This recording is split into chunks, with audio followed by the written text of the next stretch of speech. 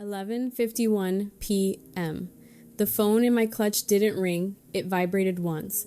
A single, lethal pulse against my palm. It wasn't a text message. It was a perimeter breach alert from my grandmother's estate. I looked down at the screen, the blue light harsh against the dim ambiance of the Gala. Demolition crew on site. Authorization H. Sterling. I looked up.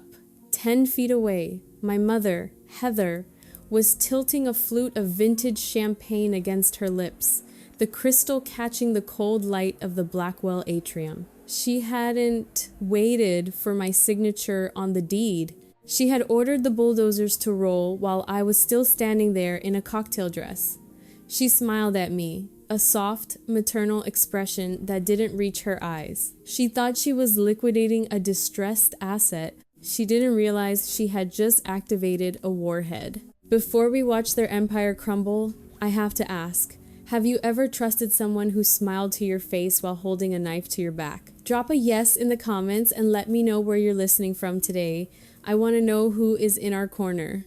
I did not scream. I did not throw my drink in my mother's face. I simply placed the champagne flute onto the tray of a passing waiter and turned my heel. In the world of high-stakes business, you do not signal a breach until you have already patched the vulnerability and armed the countermeasures. My mother and sister were operating on the assumption that I was a liability, a distressed asset they could bully into submission. They had forgotten the most basic rule of our family's ruthless ecosystem. The quiet ones are not quiet because they have nothing to say. We are quiet because we are listening to the frequency you forgot to encrypt. Slipping behind a heavy velvet curtain into the service corridor, I left the suffocating perfume of the ballroom behind. The air here was cooler, smelling of ozone and floor wax. It was the smell of the machine behind the facade. I found the server maintenance alcove, a small, unglamorous room, humming with the sound of cooling fans and blinking blue LEDs. This was my sanctuary. This was my war room. I sat on a plastic crate and opened my laptop. The screen glowed, washing my hands in pale light. I wasn't just Nicole Sterling, the unemployed writer. I was AS. Iron, the mystery entity funding tonight's entire production. I had administrator access to the Blackwell Atrium's entire digital infrastructure. My fingers flew across the keyboard. I wasn't shaking. My heart rate hadn't even spiked. It was a calm that I had cultivated over 29 years of erasure. For decades, I had been the ghost in the Sterling family portrait. While my sister Victoria was being groomed for venture capital and boardrooms, receiving the best tutors and the loudest praise, I was the one they cropped out. I was the background noise. But here is the thing about being invisible. You learn to build walls that no one else knows exist. I didn't survive my childhood by fighting back with noise or tantrums.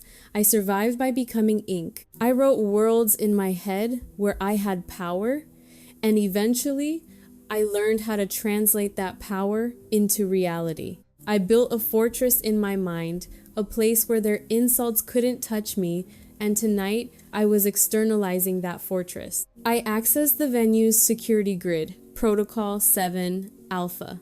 Lockdown, I typed the command and hit enter. Throughout the massive atrium, magnetic locks engaged silently on the main exits. The side doors clicked shut. The elevators were restricted to keycard access only. 500 of the city's most influential people were now locked in a cage of my design, and my mother and sister were trapped in there with them.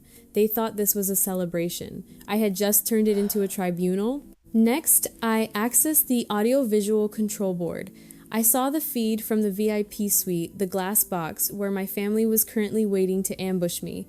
They thought it was a private room for financial planning. They didn't know I had requested that specific room be wired for a backup live feed just in case the main stage went dark. I rerouted the signal. I bypassed the safety delays. I looked at the code scrolling down my screen. It was beautiful. It was clean. It was the only language that never lied to me. My mother wanted to demolish my grandmother's brownstone because she thought it was just a pile of old brick. She didn't realize that she was standing on a trapdoor, and I had just greased the hinges. The data was set, the doors were locked, the firewall was up, it was time to go join the party. While the upload bar crawled across my screen, representing the systematic dismantling of my family's privacy, I did not feel guilt. Guilt implies a debt owed, a moral obligation breached. But in the Sterling family ledger, I was already in the black. I was the only one who had paid my dues. Leaning back against the cool metal of the server rack, I watched the percentage climb. 40%, 50%. People ask how a daughter can turn on her own blood like this. They assume it is a sudden snap, a moment of madness. It is not.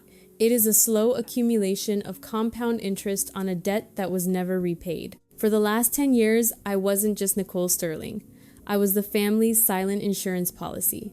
I was the fixer they despised but could not survive without. The numbers floated behind my eyelids, sharp and red. $350,000. That was the cost of my sister Victoria's first failed startup. She pitched it to the world as a visionary tech venture. In reality, it was a slush fund for first-class flights to Tulum and a cocaine habit she called networking. When the creditors came knocking, threatening to expose the golden child's addiction, who paid them off? I did. My anonymous royalty check wiped her slate clean. I let her believe she was a genius who had pivoted her way to solvency. $920,000. That was the hole in the Children's Literacy Charity Fund my mother managed 2 years ago. She called it an accounting error. The forensic accountant I hired called it felony embezzlement. She had raided the fund to renovate the master suite in the Hamptons. I covered that too. I funneled the money through a shell company to balance the books before the audit. I saved her from prison. I saved the Sterling name. And what did I get in return? I got a seat at the children's table at Thanksgiving. I got laughed at for driving a 5-year-old sedan while they drove leased Porsches. I got the label of the unfocused creative while they preened as titans of industry. That is the reality of what I call the Sterling exchange rate. In my mother's world, love is not an emotion. It is a dividend. It is a return on investment. You are only worth the capital you can publicly display. Because I kept my wealth secret, because I refused to play the part of the show pony, my stock plummeted in her eyes. I became a depreciating asset, a bad investment. And in Heather Sterling's portfolio, bad investments are liquidated. That is why they are targeting the brownstone. To them, my grandmother's house is just prime real estate in a gentrifying district. It is $3.8 million of liquidity they desperately need to plug the new holes in their sinking ship. But to me, that house is the only place in this world where I wasn't an employee. It smells of cedar and old paper. It is where my grandmother, Eleanor, taught me that my voice mattered even if I didn't shout. She didn't care about ROI. She just loved me. Tonight, they aren't just trying to steal a building. They are trying to bulldoze the only evidence that I am a human being and not just a line item in their tax write-off. The laptop chimed softly. A green checkmark appeared on the screen. Upload complete. The trap was set. The doors were locked. And the video file of their crimes was queued up for the main event. I stood up and smoothed the fabric of my dress. I wasn't the silent investor anymore. I was the auditor, and I was coming to collect. To understand why I locked the doors at midnight, you have to see what happened at 11. The execution of a sentence always requires the reading of the charges, and my family delivered theirs in the glass-walled VIP suite overlooking the atrium. We call that room the aquarium. It is soundproofed against the noise of the gala, encased in floor-to-ceiling glass so the city's elite can see who is important enough to be inside but not hear what they are plotting. My mother, Heather, sat at the head of the mahogany table. My sister, Victoria, was pacing the sequins on her $5,000 dress, catching the recessed lighting like jagged teeth. My gaze remained fixed on the blue linen folder. Heather slid across the polished wood. I did not fidget. I waited. Just a formality, Nicole, she said.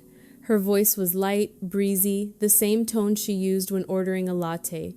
It is a tax restructuring for the estate. The historic designation on the brownstone is killing us with maintenance fees. This just waives the status so we can apply for modern preservation grants. Sign it and we can all go enjoy the gala. I picked up the pen, but I did not sign. Opening the document, I read the first page, then the second. I have spent 5 years writing complex mystery novels under a pseudonym.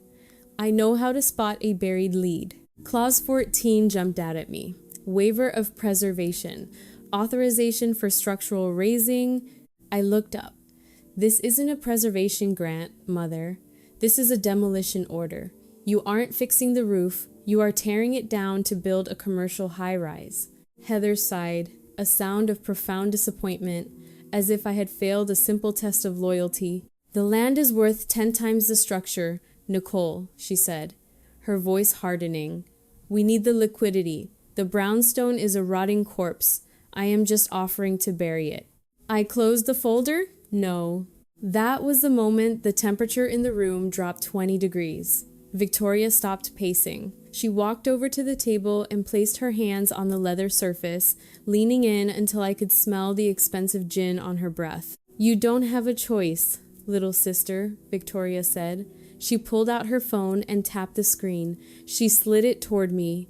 It was a bank statement, but not just any statement. It was a transaction log for a cryptocurrency wallet, a wallet that had recently rug-pulled investors for $2.3 million in a fraudulent pump-and-dump scheme. I know about this, I said.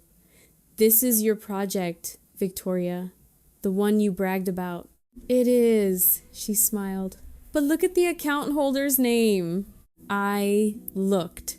The wallet wasn't registered to Victoria Sterling, it was registered to Nicole Sterling.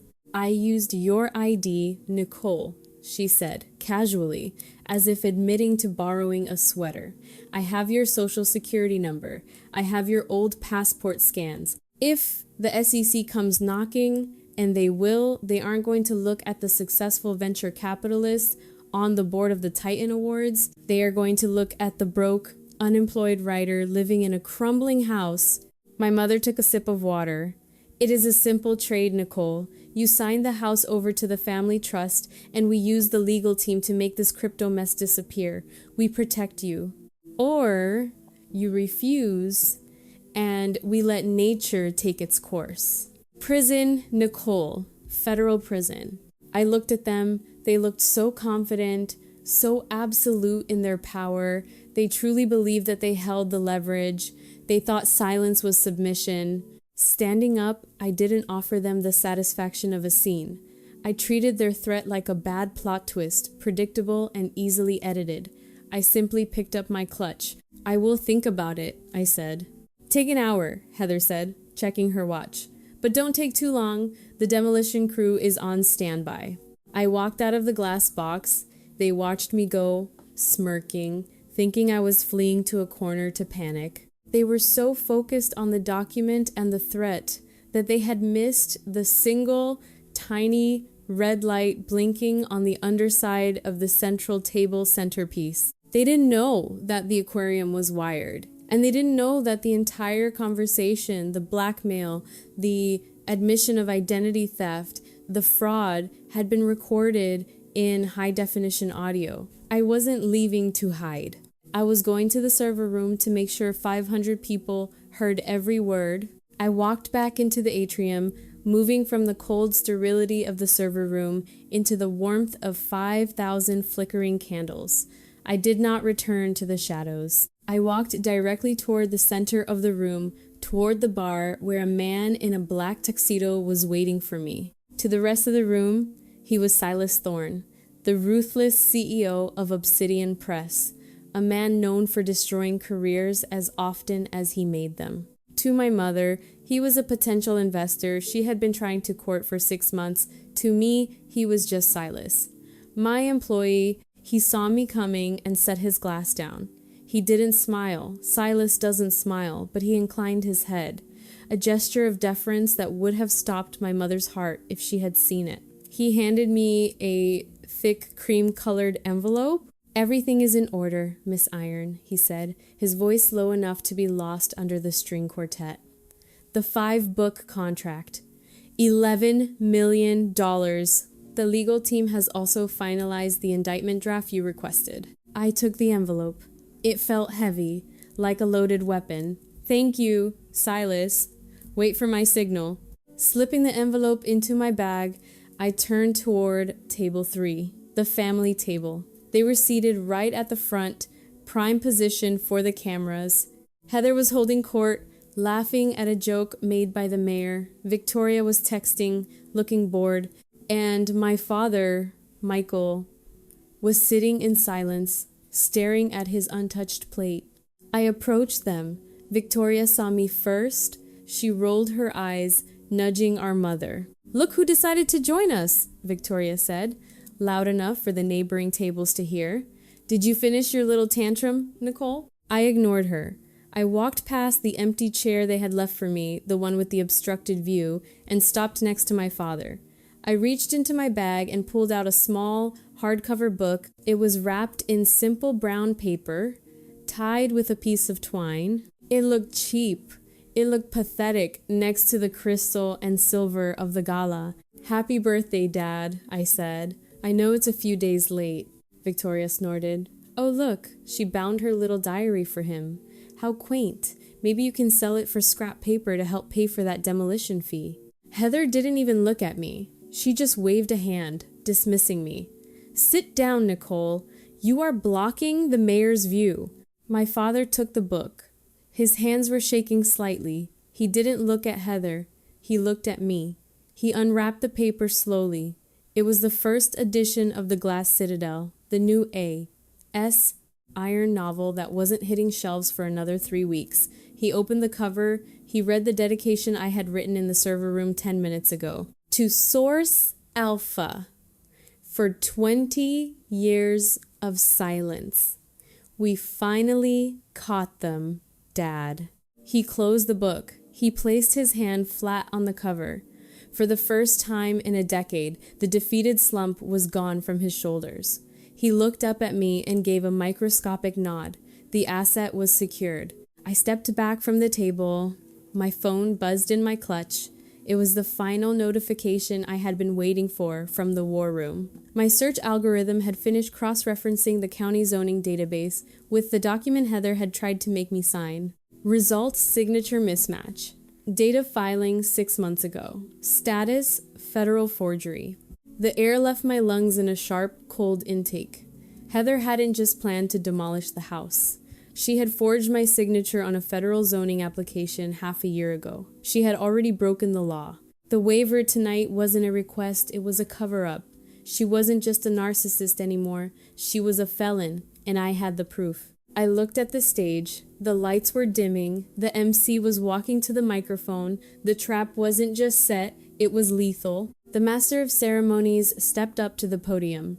The room went dark, save for the single spotlight cutting through the gloom. And now, the MC's voice boomed for the evening's highest honor, the Titan of Industry Award. This year, for the first time, we honor a creator whose empire is built not on steel, but on intellectual property that has generated over $11 million in revenue this quarter alone. Please welcome A.S. Iron.